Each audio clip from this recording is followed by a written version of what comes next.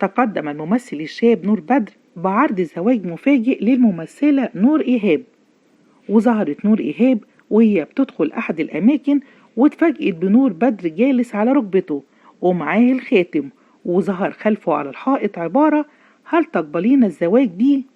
وقبلت نور إيهاب عرض الزواج، واحتفل أصدقاء العروسين بالخطوة، ولم ينشر نور إيهاب أو نور بدر أي تفاصيل عن الخطوة المقبلة بعد أشهر من الشائعات اللي لحقتهم بسبب تكرار ظهورهم سويا. وعبر نور بدر عن سعادته بقبول نور إيهاب الزواج منه، ونشر الفيديو وكتب عليه: قالت نعم. امي مش كويسه؟ امك لا امي مش كويسه. ليه؟ لا امي كويسه فوق دماغ اي حد. انت هتقفي ترتاحي هنا ولا ايه؟ لا لا لا لا لا احترمي نفسك وقعدي. لا مش هقعد. احترمي. I'm sorry. I just need 1 minute to make sure I look good.